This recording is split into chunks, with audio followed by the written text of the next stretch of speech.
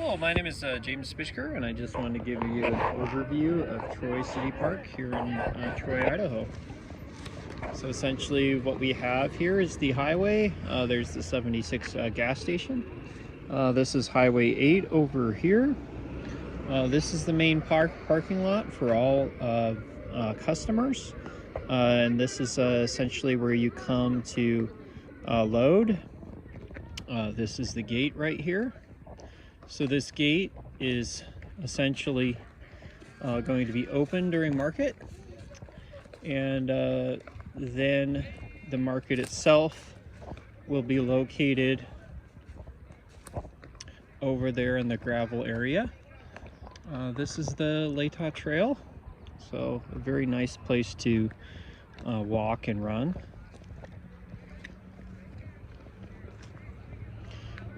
And so basically, as we go into the market footprint, this area here is generally in the sun for most of the market. So on a cool day, this is actually one of the best places to set up. And then over there, as we get kind of toward the trees, that is generally always shaded during the market. And there's this hill behind the market here. So there is a electrical plug over there on the restroom. And then there's another plug over there near the dumpster. And then there are a couple of plugs over near the gazebo. And I think that's about it. So this is basically Troy City Park. And so this is a fairly large place, which is exactly why, you know, we don't really have set vendor food booths. You can set up pretty much anywhere along this area. We don't normally set up in the grassy field beyond the gazebo, but if we ever got that many people, we could. So this is a beautiful park on a sunny day in Troy, Idaho. So essentially, the parking lot that we were just at is where vendors load. Over there on the other side of the gazebo area, there is the overflow parking lot, and that's where vendors park their vehicles.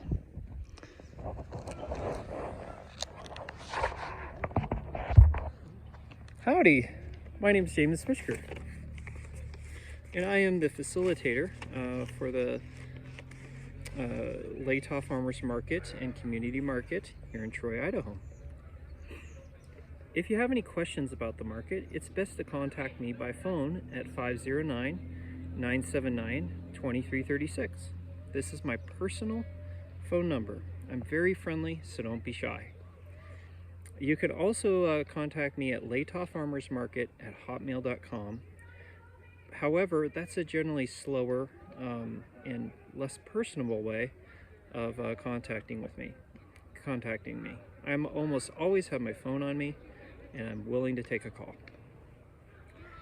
So the goal of the Latah Farmers Market and Community Market is to unite Latah County communities and foster pride by bringing local producers and shoppers together in an inclusive, safe, family-friendly weekend event that is open to all. A secondary goal of the market is to be a small business incubator, promote economic vitality of local farmers and artisans, and provide a place to sell goods and services. So, at Latah Farmers Market at .com, there is a vendor tab, and on this vendor tab is the vendor rules. If you have any questions about accessing this, please contact me. So essentially there's two main steps to actually becoming a vendor. You have to sign up to be a vendor on the State Tax Commission website, also known as TAP. And you also have to sign a hold harmless form. To sign up on the State Tax Commission website, essentially you just follow the steps in these farmers market rules. The event IDs are 301-4656 here in 2026 and 907-08-3776 for sales from July 18th to October 11th. That's the second event ID.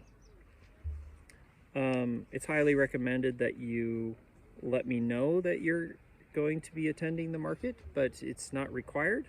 If you let me know that you're attending the market, then I can promote your products in advance, which might drive more sales for you. But that is completely optional. It is highly recommended that you send an email to latahfarmersmarket@hotmail.com to get on the email list. Okay, for the year 2026, all vendor fees are free. Essentially, Latah Farmers Market is a wonderful little market, and we want to make sure that you don't lose any money here at the market. However, it does cost a lot of money to run a market every year, and a good suggested donation would be 2% or so of sales. You don't necessarily have to donate in money as well. If you have a product that is left over at the end of the market and you're willing to donate that to some of the officers here at the market or the market facilitator, which would be me, that would be great as well. So this is a very low maintenance and easy market to get into. The date and time is 4:30 to 7:30 on Saturdays. You may begin loading and setting up your booth at around 2:30. I often will not be here until 3 though. However, quite often the gate is open, so you would have access to the market starting around 2:30 typically. But I generally will not be here until 3. The market is held at Troy City Park. The address is 100 State Highway 8, Troy, Idaho, 83871. So there's restrooms, electricity, and hand washing facilities at the park. The park is a public venue, and the farmers market use of the park is not exclusive. So essentially we have lots of people playing pickleball. There's sometimes basketball games. This is a fairly active park. There's places to do picnics and whatnot. So if you show up later than 4 p.m., you may not be allowed to participate in the market if it's a busy market. If there's a lot of people in the market footprint, I might not allow you to access the market and everything. But generally it's better to be here at 4 o'clock. If you're a food truck vendor, sometimes it's better to show up at the end of market. I'm sorry, not at the end of the market, but after 4 o'clock. And that's just because we would have you be setting up in the parking lot. And you could also set up at the gazebo over there. However, you would need to show up well before probably 3:30 for that. And if you have everything set up already, just set up in the main parking lot. Okay, one thing is that all booths have to be 6 feet away from this paved area. That means that your booth would start 6 feet into this gravel here. On this side where there's grass, there's actually no restrictions. However, we do want emergency vehicles to be able to access the market footprint at all times. that's why we have that one restriction. Okay, you may have, generally our booths are about 15 feet wide, but you may have 2 booths if needed.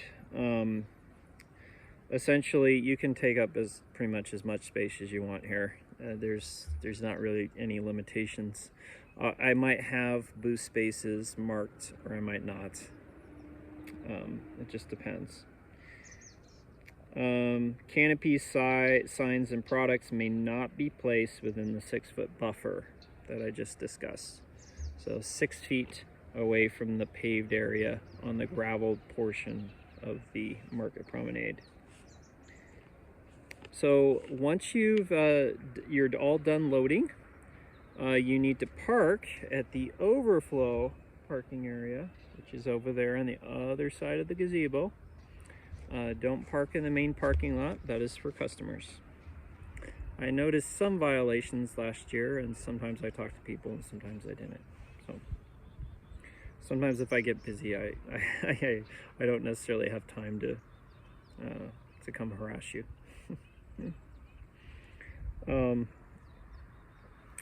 So after the farmer's market's over, you take down your booth and then make it ready for pickup, and then you go get your vehicle, and then you basically drive to this parking area to load, and you want to leave a space so other vehicles can get by. So don't park on the paved path. Don't do that. Make sure that other vehicles have space to get around you. Oh, another thing. So the market runs for 3 hours.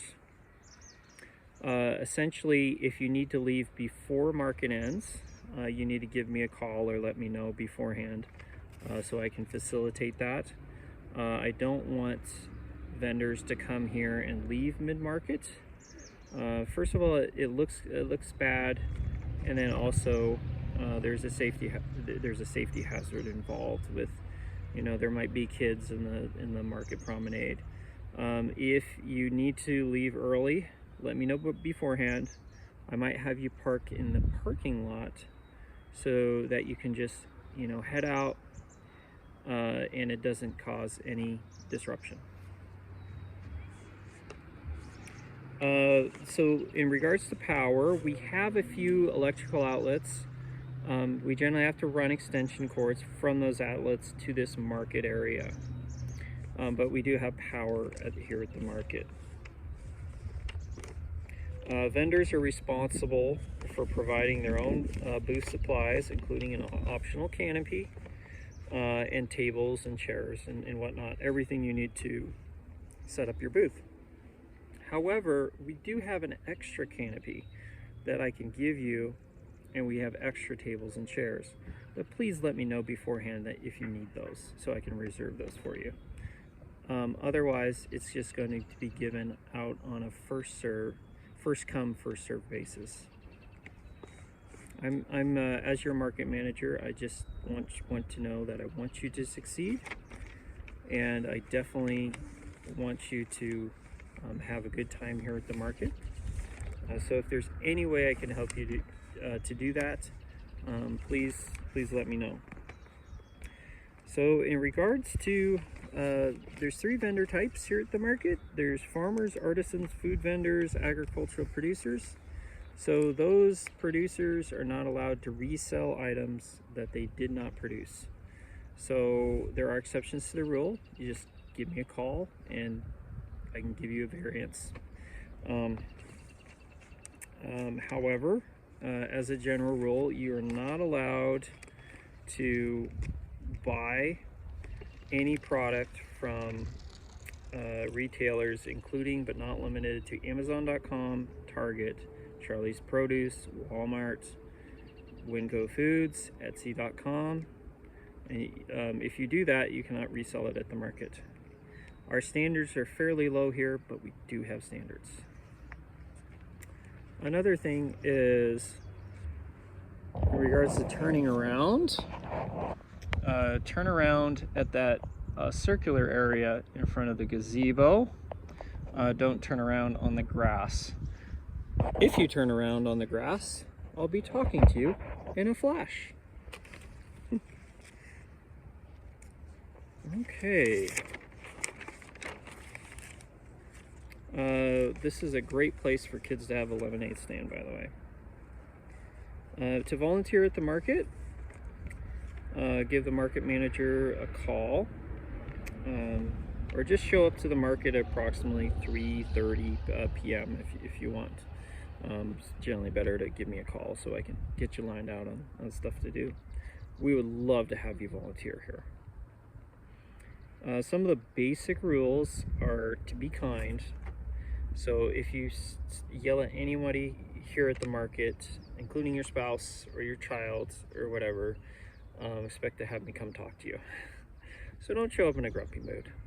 It's never been a problem before, but just realize that it is absolutely mandatory for you to be kind to everyone.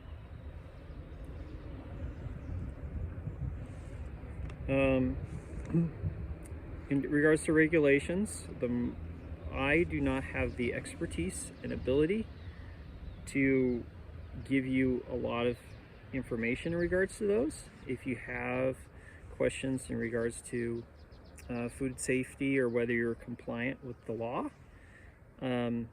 essentially there is a list of website links that you can go to on the Latah Farmers Market website. Whereas other farmers markets, they may ask you, where's all your paperwork? I'm going to just say howdy. So, very friendly. If you're organic, you need to be certified organic if you're going to say that it's organic. In regards to insurance, the Latah Farmers Market and Community Market and the City of Troy have no liability. Essentially, we make you sign a hold harmless form, and we assume no responsibility or liability for your products.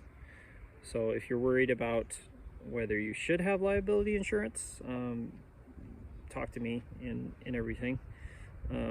But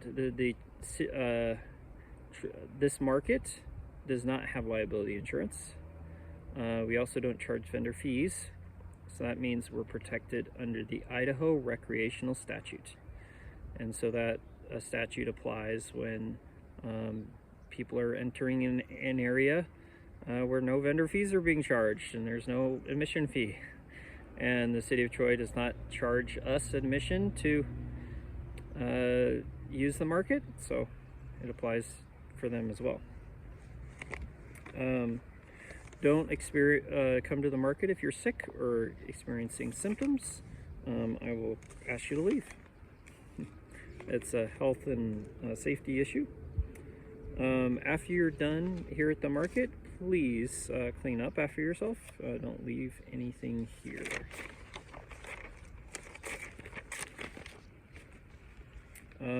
You can give out samples here at the market. There are some low-risk cottage foods that can be sold that are cooked in a home kitchen. Contact food safety or idaho.gov. So there are some regulations on eggs. You have to keep them in a cooler, and basically with a temperature no higher than 45 degrees, and then cartons should be dated and labeled with the producer's name, phone number, and address, and the words ungraded eggs. That's it. Nursery plants, they may be sold without a license as long as annual sales are under $500. No one really checks here. If you are selling with a scale, that scale needs to be certified by the Idaho Department of Weights and Measures. If you have any questions in regards to what laws you need to comply with, just talk to Nancy Becker at the North Central Health District. She's a great resource. I don't check for compliance. Animals, we do allow farm animals here at the market if you want to sell a farm animal, perhaps. You cannot necessarily sell food products at the same booth as live animals, but you could arrange with one of the other vendors to have your animal at their booth. There's ways around that. Be very careful here on the promenade. If you're riding bikes here, do it in a safe manner. If you're driving here on this path, you need to be very careful because there might be children that will run out for whatever reason, and this is a very family-friendly market. So a suggested speed here on the paved path is probably like 5 miles per hour, something like that, if you're going to access the market using a vehicle. Essentially, your participation is voluntary, and as such, any vendor's participation will be construed as his or her consent to abide by and uphold the 2026 or 2027 or whatever year Latah Farmers Market and Community Market rules. Rules are subject to change with or without notice. The most current copy of the rules will be posted on the Farmers Market website at latahfarmersmarket.com once the season starts. If you do not follow the rules, you will generally be giving a warning on your first offense, but if it's a pretty serious issue, you're just going to be asked to leave. So I don't get any fees from you, so I don't necessarily have an incentive to keep you here if you're behaving badly. And that's pretty much about it. Some tips to selling here at the market. This market is a small town market. It's a wonderful way to get involved in the community and meet other people in the community. Just like the Moscow Farmers Market, there's some days that sales are slow. And it's probably more so than the Moscow Farmers Market. What I would recommend on days when sales are slow is to have a plan. Bring a book to read, or what I normally do is I go through emails on my phone and basically get a lot of work done that way. In regards to selling in a small town, there's certain things that small town people like and certain things that they don't. Every market is a little bit different. Your selling strategies at the Moscow Farmers Market might not work very well here. Another thing too is you really have to earn people's business.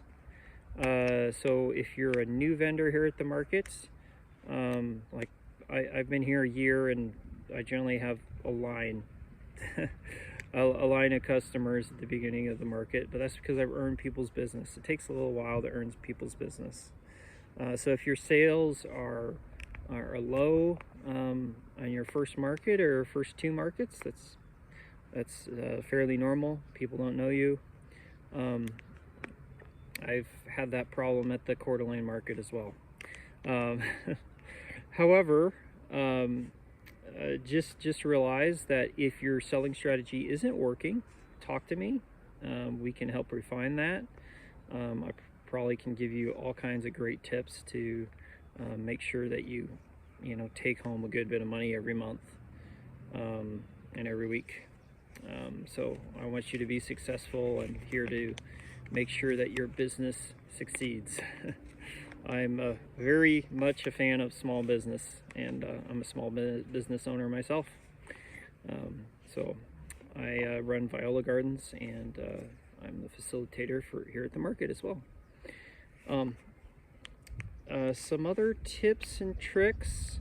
There is this area here in front of the shed that is generally in the sun most of the time. That can be a good and a bad thing. On a 100-degree day, you probably don't want to be there.